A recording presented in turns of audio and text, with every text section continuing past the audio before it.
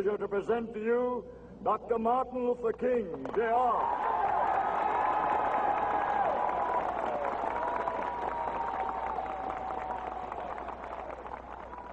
I am happy to join with you today in what will go down in history as the greatest demonstration for freedom in the history of our nation.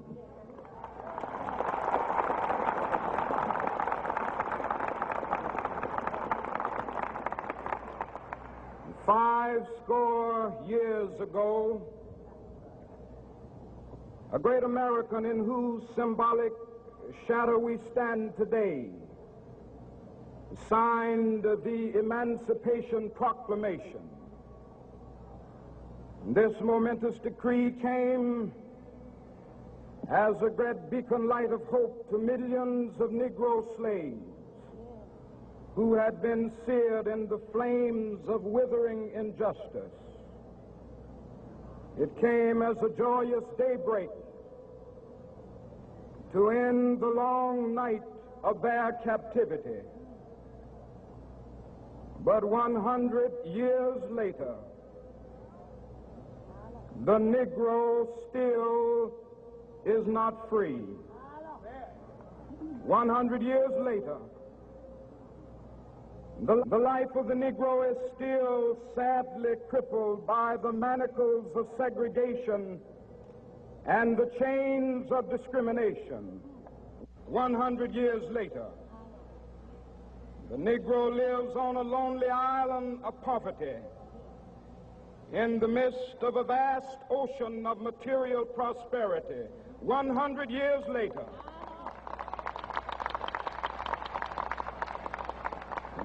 the Negro is still languished in the corners of American society and finds himself in exile in his own land. And so we've come here today to dramatize a shameful condition. In a sense, we've come to our nation's capital to cash a check. When the architects of our republic wrote the magnificent words of the Constitution and the Declaration of Independence, they were signing a promissory note to which every American was to fall heir. This note was a promise that all men, yes, black men as well as white men, would be guaranteed the unalienable rights of life, liberty, and the pursuit of happiness. It is obvious today that America has defaulted on this promissory note insofar as her citizens of color are concerned. Instead of honoring this sacred obligation, America has given the Negro people a bad check, a check which has come back marked insufficient funds.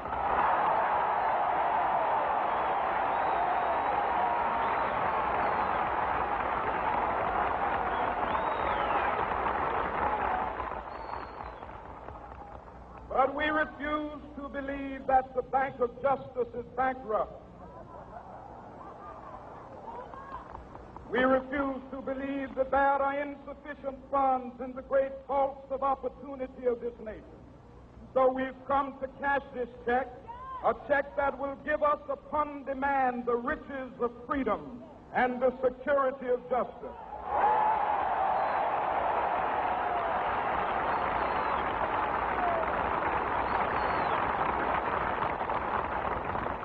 We have also come to this hallowed spot to remind America of the fierce urgency of now. This is no time to engage in the luxury of cooling off or to take the tranquilizing drug of gradualism.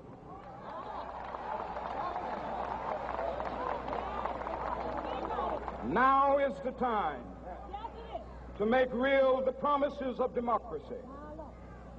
Now is the time to rise from the dark and desolate valley of segregation to the sunlit path of racial justice. Now is the time to lift our nation from the quicksands of racial injustice to the solid rock of brotherhood. Now is the time to make justice a reality for all of God's children.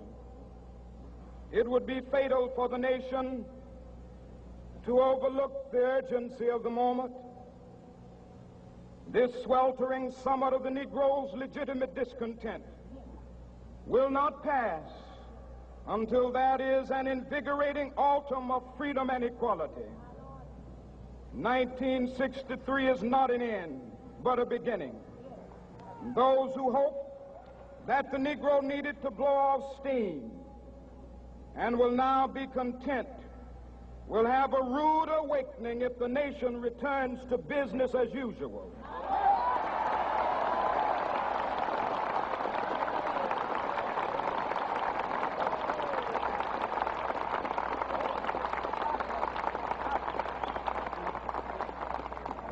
There will be neither rest nor tranquility in America until the Negro is granted his citizenship rights. The whirlwinds of revolt will continue to shake the foundations of our nation until the bright day of justice emerges. But that is something that I must say to my people who stand on the warm threshold which leads into the palace of justice. In the process of gaining our rightful place, we must not be guilty of wrongful deeds. Let us not seek to satisfy our thirst for freedom by drinking from the cup of bitterness and hatred.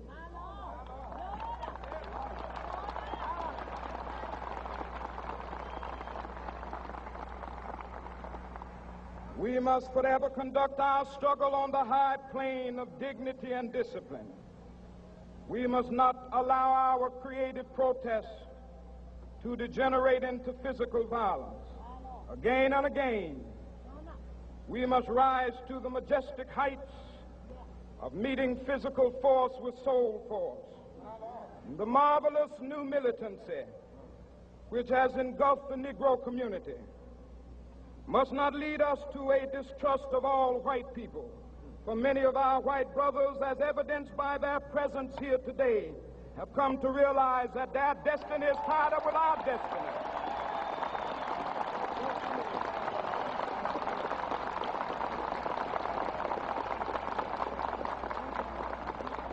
And they have come to realize that their freedom is inextricably bound to our freedom. We cannot walk alone. And as we walk, we must make the pledge that we shall always march ahead.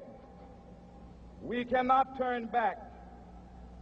There are those who are asking the devotees of civil rights, when will you be satisfied? We can never be satisfied as long as the Negro is the victim of the unspeakable horrors of police brutality. We can never be satisfied as long as our body is heavy with the fatigue of travel, cannot gain lodging in the motels of the highways and the hotels of the cities.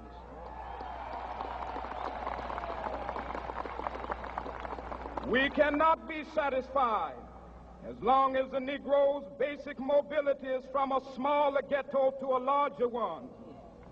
We can never be satisfied as long as our children are stripped of their selfhood and robbed of their dignity by signs stating for whites only.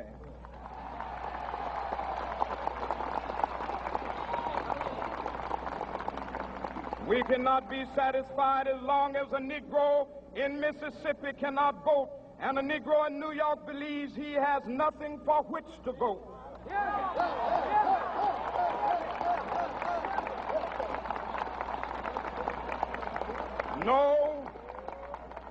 No, we are not satisfied, and we will not be satisfied until justice rolls down like waters and righteousness like a mighty stream.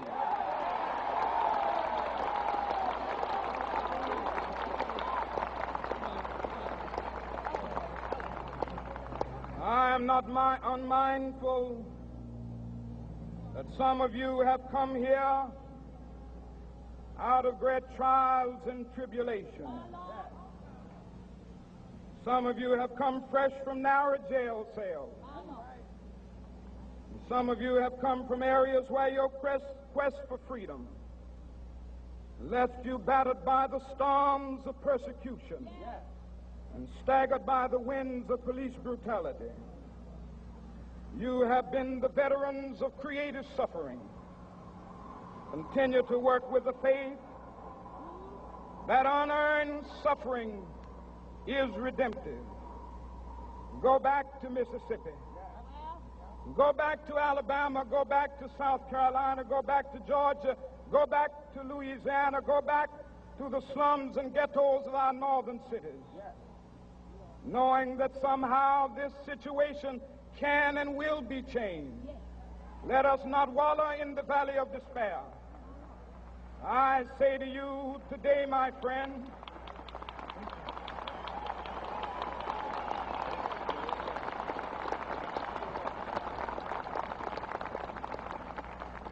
so even though we face the difficulties of today and tomorrow, I still have a dream. It is a dream deeply rooted in the American dream. I have a dream that one day this nation will rise up and live out the true meaning of its creed. We hold these truths to be self-evident, that all men are created equal.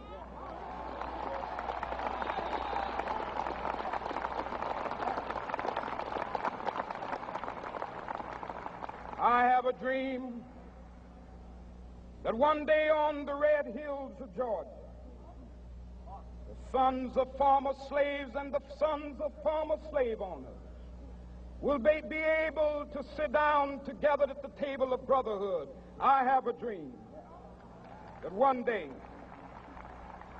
even the state of Mississippi, a state sweltering with the heat of injustice, sweltering with the heat of oppression, will be transformed into an oasis of freedom and justice. I have a dream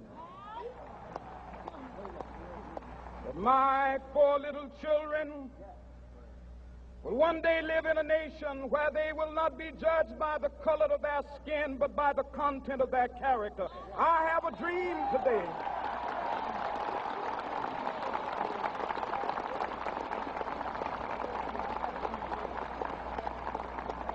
I have a dream that one day, down in Alabama, with its vicious racists, with its governor having his lips dripping with the words of interposition and nullification, one day right there in Alabama, little black boys and black girls will be able to join hands with little white boys and white girls as sisters and brothers. I have a dream today.